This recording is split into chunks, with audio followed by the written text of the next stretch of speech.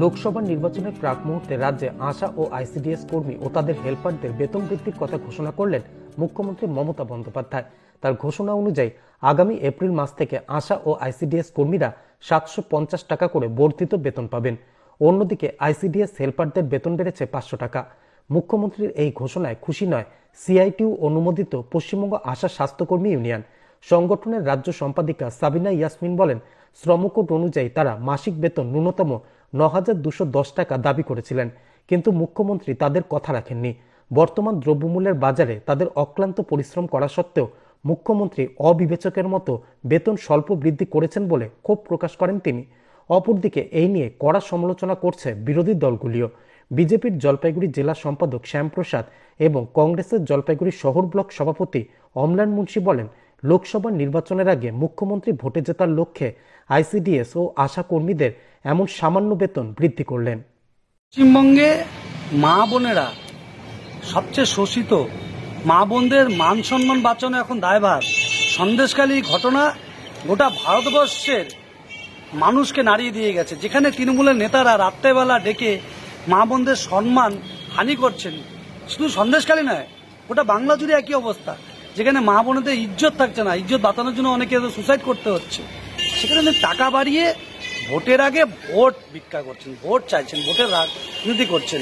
প্রকৃত মা বোনদের সম্মান জানাতে উনি জানেন না। যদি মা বোনদের সম্মান জানাতে পারতেন তাহলে শাহজাহানের ওই হাইকোর্ট আর সুপ্রিম কোর্টে মুখটা পুড়তে হতো না। হাইকোর্ট সুপ্রিম কোর্ট বলে দিচ্ছে সিবিআই দিতে, উনি দিচ্ছেন না।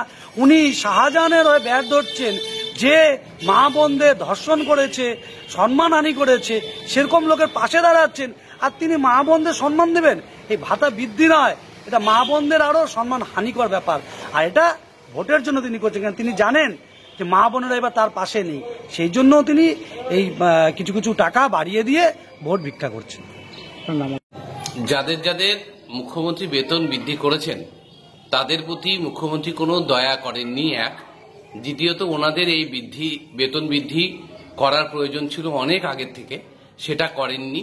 তাই আশাকর্মী সহ যাদের যাদের বেতন বৃদ্ধি করেছেন, অঙ্গনওয়াড়ি কর্মীদের বেতন বৃদ্ধি করেছেন, তারা ব্যাপারটা মাথায় রাখবেন যে ওনাদের যে অধিকার, বেতন বৃদ্ধির অধিকার, সেই অধিকারটা অনেকদিন আগে পাওয়া উচিত ছিল। সেটা আজকে যখন পেল, সেটা ওনারা বুঝতে পারেন যে ইলেকশনকে মাথায় রেখে ওনাদেরকে এই সামান্য বেতনটুকু বৃদ্ধি করা হয়েছে। এই সামান্য বেতন বৃদ্ধি করা হয়েছে, এটা দিয়ে ওনাদের যে সংসার খুব একটা এগিয়ে যাবে তা নয়। ওনাদের অন্তত পক্ষে 2,000 টাকা করে বেতন বৃদ্ধি হওয়ার প্রয়োজন ছিল এবং করা উচিত ছিল। মাননীয় মুখ্যমন্ত্রী তিনি না করে সামান্য কয়েকটা টাকা যেটা বেতন বৃদ্ধি করলেন, সেটা শুধুমাত্র ভোটকে পাখির চোখ করে করলেন। এবং উনি ভোটের পরে এই সমস্ত প্রতিশ্রুতিগুলো রক্ষা হবে কিনা তা নিয়েও আমার একটা সন্দেহ রয়েছে। আমি অম্লান মুন্সি, শহর ব্লক কংগ্রেসের সভাপতি। আজকে মুখ্যমন্ত্রী 750 টাকা ঘোষণা করেছেন। এটা উনি প্রায় বাধ্য হয়েই করেছেন। আমাদের 1 মার্চ 2024 ধর্মতলায় আইসিডিএস ও আশা মিলে যে অবস্থান বিক্ষোভ ছিল, সেটারই একটা ফল। কিন্তু এই ফলে আমরা খুব একটা খুশি হতে পারলাম না, এই কারণেই যে আমাদের যে 24 ঘন্টা অক্লান্ত পরিশ্রম করতে হয়, অক্লান্ত পরিশ্রমের ফলস্বরূপ এটা হতে পারে না। দিনে দিনে মূল্য বৃদ্ধি হচ্ছে। আমাদের স্বাস্থ্যের কথা উনি একটুও ভাবলেন না, আমাদের প্রোটিনের কথা উনি একটুও না ভেবে অবিবেচকের মতো 750 টাকা বাড়ালেন। শ্রম কোড আইন অনুযায়ী আমরা ওনাকে ন্যূনতম 9,210 টাকা দাবি করেছিলাম। সেটার ক্ষেত্রে 750 টাকাটা খুবই নগণ্য, খুবই নক্কারজনক বলে আমরা মনে করি। আমাদের এই লড়াই আরো তীব্রতর হবে। আমরা কাজের মাধ্যমে আন্দোলন করব। Disclaimer. This channel may not promote any violent, harmful or legal activities. All content provided by this channel is meant for an educational purpose only.